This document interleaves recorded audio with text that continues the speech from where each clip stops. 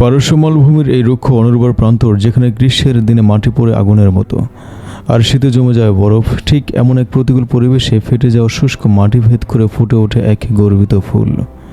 হালকা বেগুনি রঙের এক নাজুক ফুল, যা বছরে মাত্র কয়েকদিনের জন্যই ফোটে, অথচ এর প্রতিটি সুতোর মূল্য বিশুদ্ধ সোনার চেয়ে অনেক বেশি। এটি আর কিছু নয়, আমাদের সবার পরিচিত জাফরান বা স্যাফরন। সৌন্দর্য, সহনশীলতা আর ইরানি কৃষকদের অদম্য টিকে থাকার এক জ্যান্ত প্রতীক। বিশ্বজুড়ে মানুষ একে লাল সোনা বলে ডাকে।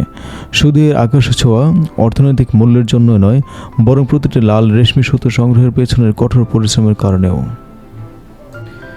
বিশ্বের প্রায় 90% জাফরানি উৎপাদিত হয় ইরানে।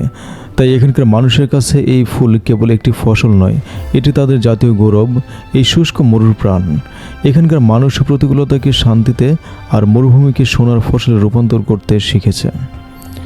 আজ চলুন মরুভূমির বুক চিরে ফুটে ওঠা এই বেগুনি ফুলের সম্পূর্ণ যাত্রাটি কাছ থেকে দেখে আসি।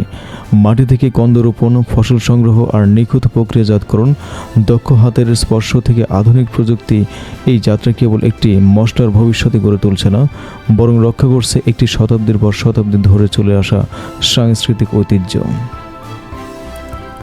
জাফরানের পথ চলা শুরু হয় উত্তর পূর্ব ইরানের বিখ্যাত অঞ্চল খোরাসান রাজাবি থেকে। এখানকার জলবায়ু চরম ভাবাপন্ন, জমি শুষ্ক আর বৃষ্টিপাত নেই বললেই চলে।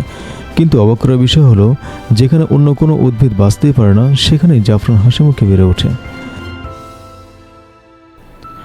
এই ফুলের জন্য প্রয়োজন ঝরঝরে পানি নিষ্কাশনের সুবিধাযুক্ত মাটি এবং অত্যন্ত শুষ্ক ও ঠান্ডা আবহাওয়া, যা সাধারণ ফসলের জন্য অভিশাপ হলেও জাফরানের জন্য একেবারে নিখুঁত পরিবেশ। গ্রীষ্মের প্রখর তাপে যখন মাটি শুকিয়ে কাঠ হয়ে যায়, তখন কৃষকরা জাফরানের কন্দ বা বুলব রোপণ করেন। সময়টা সাধারণত জুন থেকে জুলাই মাসের প্রথম সপ্তাহ।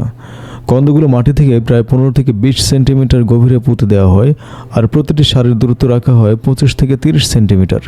তপ্ত গ্রীষ্মের দিনে মাটির নিচে শুরু হয় জাফরানের দীর্ঘ ঘুম। তীব্র গরমের মাসগুলোতে কন্দগুলো সুপ্ত অবস্থায় থেকে ভেতরে শক্তি সঞ্চয় করে আর অপেক্ষা করে শরতের সেই শীতল ও আর্দ্র বাতাসের জন্য। অবশেষে যখন শরৎ আসে আর ঠান্ডা বাতাস মাঠের উপর দিয়ে বয়ে যায়, তখনই মাটি চিরে বেরিয়ে আসে ছোট ছোট কোমল অঙ্কুর। দেখতে দেখতে পুরো খোরাসান অঞ্চল ঢাকা পড়ে যায় বেগুনি গালিচায়। নভেম্বর মাসে এই ফুল ফোটার মৌসুম স্থায়ী হয় মাত্র কয়েক দিনের জন্য। শরতের কুয়াশাচ্ছন্ন সকালে যখন পাপড়ির ওপর শিশির জমেও থাকে, ঠিক তখনই কৃষকরা নেমে পড়েন মাঠে। ভোর থেকে শুরু হয় প্রতিটি ফুল একটি একটি করে হাতে তোলার মহাযজ্ঞ। জাফরান সংগ্রহ পুরোপুরি হস্তচালিত একটি কাজ। কোনো আধুনিক প্রযুক্তি বা মেশিন মানুষের এই শুকনো স্পর্শের বিকল্প হতে পারে না। একজন অভিজ্ঞ কর্মী ভোর থেকে দুপুর পর্যন্ত ঘন্টায় মাত্র 150 থেকে 200টি ফুল সংগ্রহ করতে পারেন। দুপুরে করা রোদ ওঠার আগেই এই কাজ শেষ করতে হয়, কারণ রোদে পাপড়ি বুঝে গেলে ফুলের গুণমান নষ্ট হয়ে যায়। ফুল সংগ্রহের পরপরই শুরু হয় স্ত্রী পুষ্পদণ্ড বা লাল সুতো আলাদা করার কাজ। জাফরান ফুলের ভিতরে 3টি লাল রঙের শুকনো সুতো থাকে। স্থানীয় কৃষকদের মধ্যে একটি কথা প্রচলিত আছে, এক ফোঁটা ঘাম, এক খাঁটি জাফরানের সুতো। একজন অত্যন্ত দক্ষ কর্মী ঘন্টায় মাত্র 600টি সুতো আলাদা করতে পারেন। কেবল এই তথ্যটি বলে দেয় আমাদের রান্নায় ব্যবহৃত প্রতিটি গ্রাম জাফরানের পেছনে কতটা ধৈর্য আর রক্তঝরা পরিশ্রম জড়িয়ে আছে। তাজা লাল সুতো থেকে আর্দ্রতা দূর করতে বিশেষ ড্রাইং মেশিন ব্যবহার করা হয়। মেশিনের তাপে আর্দ্রতা কমিয়ে আনা হয় ঠিক 7%। যখন একটি সুতো আঙ্গুলের চাপে মচমচে করে ভেঙে যায়, তখনই বোঝা যায় জাফরানটি সঠিকভাবে শুকিয়েছে। এই শুকনো লাল সুতোই বলা হলো বিশ্বের সবচেয়ে প্রিমিয়াম মানের জাফরান। ইরানি কৃষকদের পরম অহংকার, একটু অসাবধানতায় এর রং আর সুবাস চিরতরে নষ্ট হয়ে যেতে পারে। মাত্র 1 কেজি শুকনো জাফরান পেতে আনুমানিক 1,50,000 ফুলের প্রয়োজন। ফুল সংগ্রহের মৌসুম শেষে পুরো শীতকাল জুড়ে সবুজ পাতাগুলো কন্দকে পুষ্টি যোগায়, আর বসন্তে আবার ঝরে যায়। প্রকৃতির এই নিখুঁত চক্র প্রতিনিয়ত ঘুরে চলে। আজ শুধু ইরানই নয়, বিশ্বের আরও অনেক দেশ তাদের নিজস্ব জাফরান পরিস্থিতি তৈরি করেছে। ভারতের কাশ্মীর, যেখানে জাফরানকে বলা হয় ওই উপত্যকার আত্মা। স্পেনের লালমাঞ্চা, যা তার গভীর লাল রং এবং সুবাসের জন্য ইউরোপীয় ইউনিয়নের ভৌগোলিক নির্দেশক জিআই ট্যাগ প্রাপ্ত। অন্যান্য দেশ এছাড়া গ্রিস, মরক্কো এবং আফগানিস্তানের জাফরান চাষের মাধ্যমে ছোট ছোট খামারগুলো নতুন করে প্রাণ ফিরে পাচ্ছে, কারণ অন্যান্য শস্যের চেয়ে এর থেকে আয় অনেক গুণ বেশি।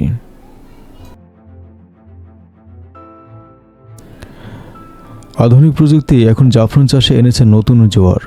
স্মার্ট ড্রিপ ইরিগেশন বা ড্রিপ সেচ ব্যবস্থার মাধ্যমে এখন পানি অপচয় রোধ করা হচ্ছে। প্রথাগত রোদে শুকানোর বদলে এসেছে কোল্ড ড্রাইং প্রযুক্তি, যা জাফরানের আসল রং ও পুষ্টি শতভাগ বজায় রাখে। এমনকি অনেক জায়গায় এখন তাপমাত্রা ও আর্দ্রতা নিয়ন্ত্রণ করে গ্রিনহাউসে হাইটেক জাফরান চাষ করা হচ্ছে। বিজ্ঞান বলছে জাফরান কেবল একটি সুস্বাদু মশলা নয়, বরং এটি ঔষধের এক খনি। এতে রয়েছে 150টিরও বেশি প্রাকৃতিক সক্রিয় উপাদান, যেমন ক্রোসিন, পিক্রোকোসিন এবং সাফরানাল। প্রাচীনকাল থেকে এটি রক্ত সঞ্চালন বাড়াতে, দুশ্চিন্তা কমাতে এবং ভালো ঘুমের জন্য ব্যবহৃত হয়ে আসছে। আর আধুনিক চিকিৎসা বিজ্ঞান প্রমাণ করেছে জাফরানে রয়েছে শক্তিশালী অ্যান্টিঅক্সিডেন্ট, যা বিষণ্ণতা দূর করতে, স্মৃতিশক্তি বাড়াতে এবং হৃদযন্ত্র ভালো রাখতে দারুণ কার্যকর। জাফরানের অর্থনৈতিক বাজার সত্যি বিস্ময়কর। এর মান ও গুণাগুণ ভেদে প্রতি কেজি জাফরানের দাম হতে পারে $1500 থেকে শুরু করে $10,000 বেশি। বাংলায় যা প্রায় 2 লাখ থেকে 12 লাখ টাকারও বেশি। অথচ সারা বিশ্বে বছরে মাত্র 200 টনের মতো আসল জাফরান উৎপাদিত হয়।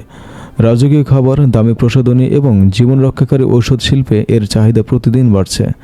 এই লাল সুতো শত শত অঞ্চলের সাধারণ কৃষকদের মুখে হাসি ফুটিয়েছে। তবে জাফরানের পথ চলা সবসময় সহজ নয়। অনাবৃষ্টি, জলবায়ু পরিবর্তন এবং শ্রমিক সংকট এখন বড় উদ্বেগের বিষয়। এর ওপর বাজারে থাকা ভেজাল ও নকল জাফরান আসল কৃষকদের কষ্টে অর্জিত পণ্যের দাম কমিয়ে দেয়। এজন্যই এখন বিশ্বজুড়ে অর্গানিক ও টেকসই জাফরান কর্মসূচিতে জোর দেওয়া হচ্ছে, যাতে প্রতিটি খাঁটি লাল সুতো তার সঠিক সম্মান ও মূল্য পায়। জাফরান আমাদের এই পৃথিবীর এক অনন্য উপহার। এটি কেবল প্রকৃতির দান নয়, এটি মানুষের সীমাহীন পরিশ্রম, জ্ঞান ও আস্থার ফসল। আজও মরুভূমির তপ্ত বাতাসে বেগুনি ফুলগুলো হেলে দুলে ওঠে, আর আমাদের কৃষকরা প্রতিনিয়ত তৈরি করে চলেন প্রকৃতির এই লাল সোনা। আজকের ভিডিওটি কেমন লাগলো কমেন্ট করে জানান। জাফরানের এই মহাকাব্যিক যাত্রা ভালো লাগলে অবশ্যই লাইক ও শেয়ার করুন, আর চ্যানেলটি সাবস্ক্রাইব করতে ভুলবেন না। দেখা হবে পরবর্তী কোনো ভিডিওতে। ততক্ষণ পর্যন্ত সবাই ভালো থাকুন। আল্লাহ হাফেজ। আসসালামু আলাইকুম।